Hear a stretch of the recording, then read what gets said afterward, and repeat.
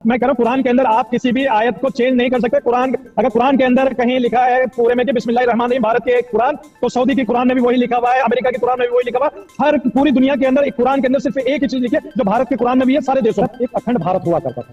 अखंड भारत के अंदर श्रीलंका भी आता था। तो श्रीलंका के अंदर इस्लाम को लाने वाले अखंड भारत के अंदर बाबा आदम अलैहिस्सलाम थे, जो दुनिया के पहले ऐसे वाइस शख्स थे जिन्होंने श्रीलंका के अंदर आए। तो देखिए अखंड भारत की बात मैं कर रहा हूं, तो जाहिर सी बात है कि इस्लाम की उत्पत्ति भारत से ही है। आप मनुस्मृति से मुल्क को चलाना चाहते हैं, लेकिन हम लोग संविधान से चलाएंगे सर, हम संविधान से चलाने जाएंगे। अरे मोहन पांडे जी, आप लोगों को नॉलेज तो कुछ होती नहीं है भाई, आप टीवी चैनल पे आगे इस तरीके की बात करते हैं। 250 लोग मार दिए गए, पता लगा इस घर में 10 लोग हैं, बाहर से कुंडी लगाई, तेल डाल दिया। वो लोग कह रहे भाईचारा का मामला है, संभल से ठंडी हवाएं आती है खुशबूदार।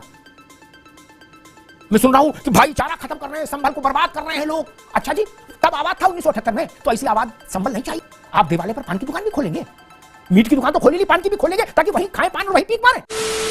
जय श्री राम दोस्तों, एक वापस से नए डिबेट वीडियो में आप सभी का स्वागत करता हूं। मेरा नाम है गौरव और आप देख रहे हो मिस्टर गौरव शो। तो दोस्तों, एक बार फिर से धमाकेदार डिबेट वीडियो लेके आ चुका हूं। वरिष्ठ पत्रकार अमिताभ अग्निहोत्री जी का डिबेट वीडियो है।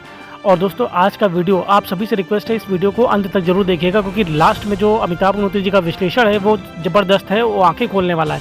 दोस्तों, आज की डिबेट में आप लोग देखेंगे जिस तरह से जो है मंदिर मिल रहे हैं। कानपुर में भी जो है कई सारे मंदिर मिले हैं, पुराने मंदिर, जिन पे जो है इन लोगों ने कब्जा कर रखा था। कहीं मीट की दुकान खोली थी, कहीं जो है उस पर पान की दुकान खोल रखी थी। इस तरह की जो है चीज़ें मिल रही हैं। वहीं संभल में भी आप लोगों ने देखा किस तरह से जो है पुराने मंदिर हमारे जो है मिल रहे हैं, खुदाई हो रही है, बावली मिल रही है, पुरानी हज़ारों साल पुरानी जो है मंदिर वगैरह सब मिल रहे हैं। दोस्तों, आज की डिबेट में जो है हाजी नाजिम जो करके जो प्रवक्ता है वो बोल रहा है कि जो है इस्लाम की उत्पत्ति जो है भारत से हुई, मतलब इस तरह की बातें कर रहा था। इस ज्ञान पे जो है अमिताभ अग्निहोत्री जी ने उसको आज बहुत अच्छे से तथ्यों के आधार पर धो दिया है, और जो भाईचारा गंगा जमुनी तहजीब है उसका बहुत अच्छे से जो है पोस्टमार्टम किया। तो चलिए दोस्तों, ज़्यादा देर न करते हुए डिबेट को शुरू कर लेते हैं। चैनल पर पहली बार है, चैनल को सब्सक्राइब जरूर करेगा। तो चलिए वीडियो को चलते हैं। मैं बड़ा साफ बोल रहा हूं, मुसलमानों के भारत में आने से पहले रावत साहब बड़ी अच्छी जानकारी है।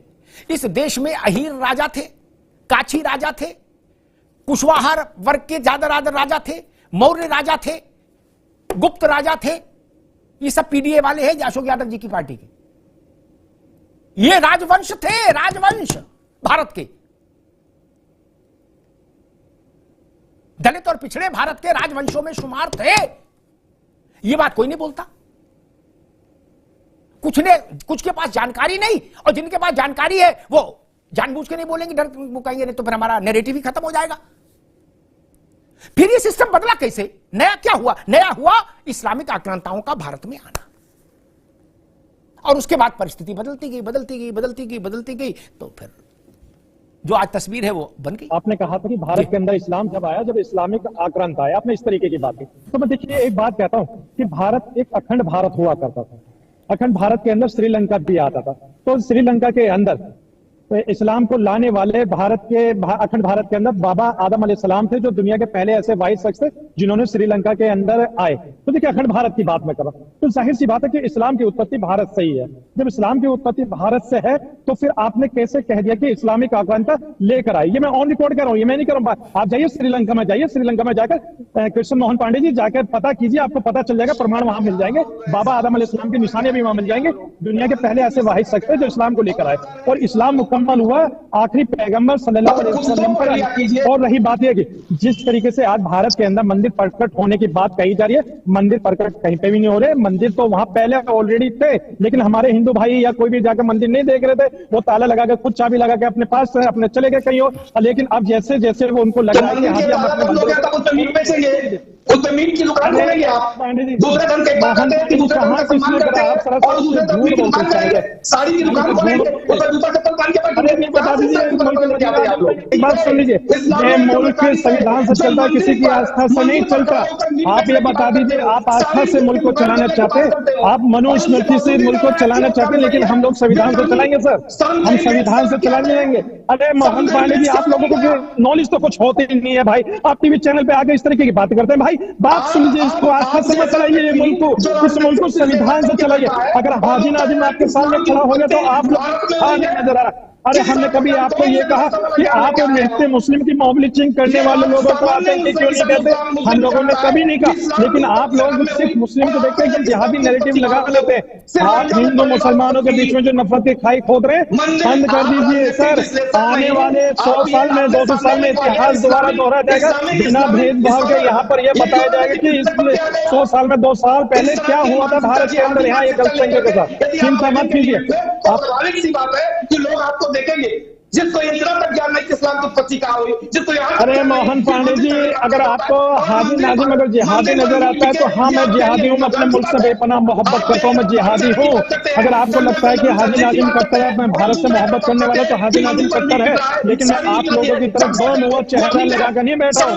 क्योंकि मेरा 2 चेहरे नहीं है, हाजी नाजिम में सिर्फ एक है। हाजी नाजिम साहब कह रहे थे कि इस्लाम बड़ा पुराना है। 1447 वर्ष पहले इस्लाम की उत्पत्ति हुई है। मोहम्मद साहब से पहले इस्लाम नहीं था, उससे पहले। रावत जी, आपको यही तो पता नहीं है। अरे मैंने बात सुनी थी, मैंने कहा बाबा अगर इस्लाम को लेकर आए। अरे सुन रुक जाओ, अभी केवल रावत साहब क्या बात। जी रावत जी कहिए जी। इतिहास पढ़िए पहले, अपना इतिहास पढ़ के आइए पहले।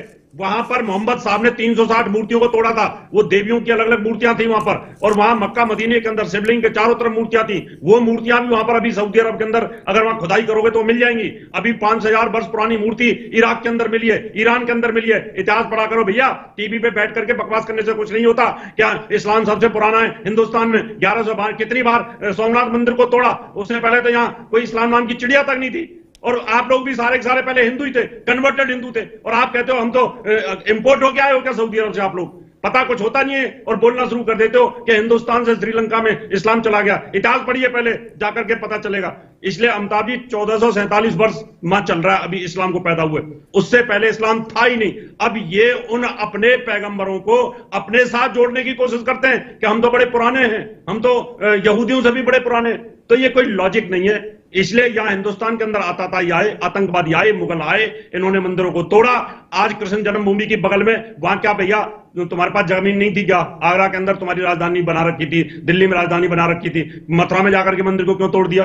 वहां काशी विश्वनाथ मुसलमान नाम की वहां जाति तक नहीं थी, वहां जाकर के मंदिर को तोड़ करके कर दिया। और फिर मैं इजिप्ट की बात करता हूं, इजिप्ट के अंदर सूर्यदेव का बहुत बड़ा मंदिर है, आज भी जाकर के देखिए। उसके बीच में मस्जिद बना रखी है, जहां पर मंदिर था, जहां गर्भगृह था, और चारों तरफ मंदिर की टावरें खड़ी हुई है। वहां क्या हो गया इजिप्ट के अंदर? वहां भी तो यही सब परिवर्तन हुआ ना। वहां मूर्तियां टूटी पड़ी हैं, वहां म्यूजियम बने हुए हैं, वहां पर सारी मूर्तियों के म्यूजियम बने हुए हैं हिंदू मंदिरों के। कितना अत्याचार करोगे आप लोग? इसलिए इनके साथ भाईचारा हो नहीं सकता कभी जिंदगी में, जब तक ये अपनी आसमानी किताब में चेंज नहीं करेंगे, जब तक ये पढ़ेंगे नहीं, इनको जब तक मदरसों में ढंग से पढ़ाया नहीं जाएगा। किताब में चेंज नहीं हो सकता हाजी नाजिम, किताब में तो चेंज नहीं हो सकता। मैं कह रहा हूं कुरान के अंदर आप किसी भी आयत को चेंज नहीं कर सकते। कुरान, अगर कुरान के अंदर कहीं लिखा है पूरे में कि बिस्मिल्लाहिर्रहमानिर्रहीम भारत के कुरान, तो सऊदी की कुरान में भी वही लिखा हुआ है, अमेरिका की कुरान में भी वही लिखा हुआ। हर पूरी दुनिया के अंदर एक कुरान के अंदर सिर्फ एक ही चीज लिखी है जो भारत के कुरान में भी है, सारे देशों में भी है। और रही बात ये जो अभी रावत जी बार बार कह रहे थे ना, रावत जी आपको जानकारी दे दो, जो अभी आप बार बार मुगल आक्रांता की बात कर रहे थे ना, आपको एक चीज बता दूं, भारत के अंदर मंदिर तोड़ना सुन लीजिए, भाई आप लोगों के पेटों में दर्द हो जाता है। सुन लीजिए, चाइना में जाएंगे। मैं बिन कासिम की चर्चा नहीं करूंगा। मोहम्मद बिन कासिम, जहां से भारत पर मुस्लिम आक्रमण शुरू होता है, वो पहला आक्रांता था मोहम्मद बिन कासिम 711, उसकी चर्चा नहीं करूंगा।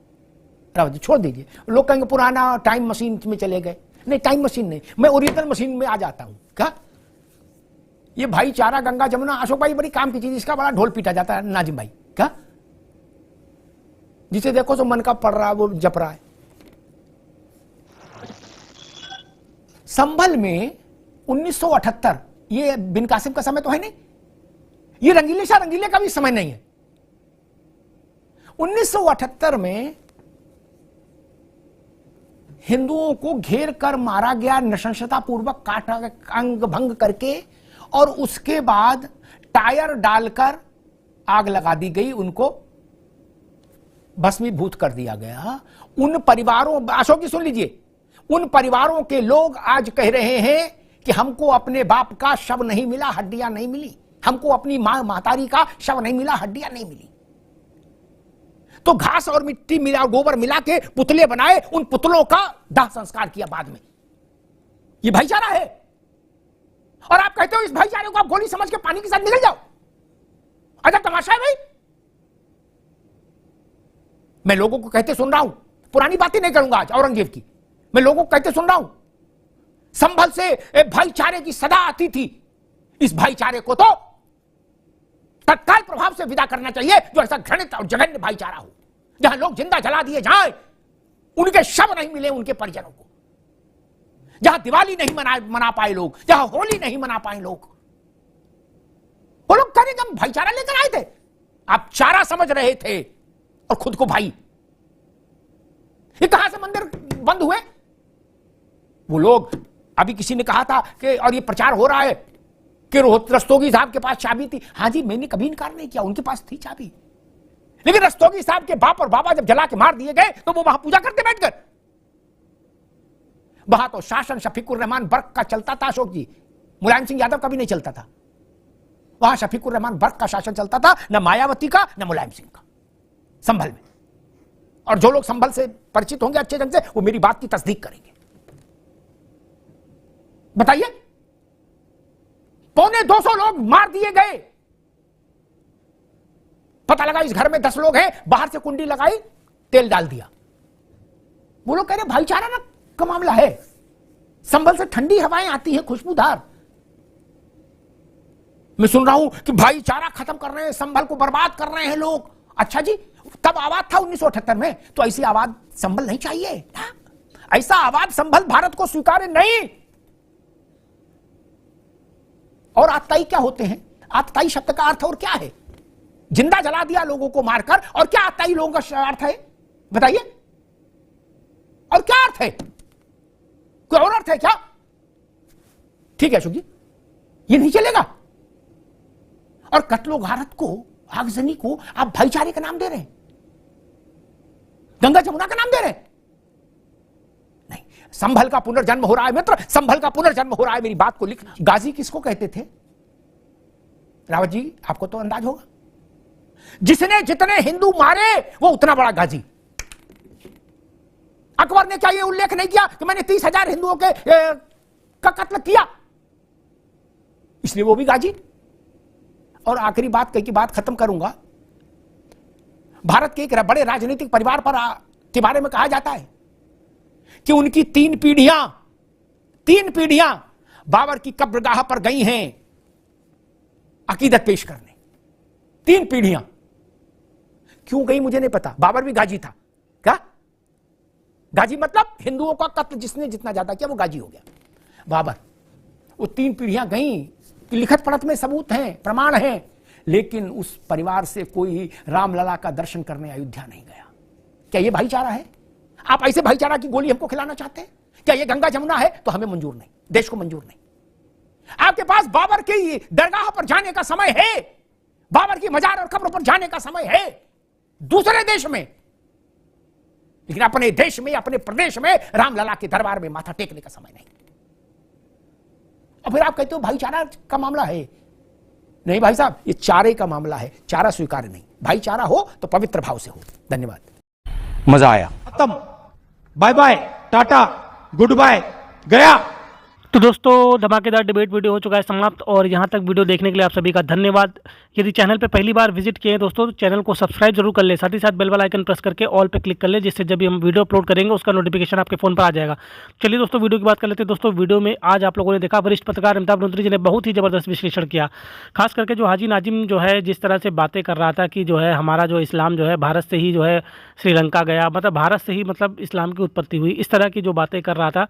तो दोस्तों, इसके जो तथ्य जो हमेशा जो है मतलब फर्जी बातें करते हुए नज़र आता है ये हमेशा हाजी नजीम, इसको अमिताभ नूतरी जी ने आज तथ्यों के आधार पर धो दिया। वही जो रावत जी ने भी बहुत अच्छा विश्लेषण किया कि किस तरह से तुम्हारे यहाँ जो है कुरान में क्या लिखा हुआ है और किसके बारे में क्या कुछ है, और जिस तरह से 1978 में जो है संभल में जो हुआ था उसका विश्लेषण अमिताभ नूतरी जी ने बिल्कुल सही किया, और भाईचारा गंगा जमुनी तहजीब का जो है अच्छे से धोया। तो दोस्तों, आज का वीडियो आपको कैसा लगा कमेंट के माध्यम से जरूर बताइएगा। इस वीडियो को यहीं पर समाप्त करते हैं, मिलते हैं आपको किसी और वीडियो में, तब तक के लिए जय श्री राम।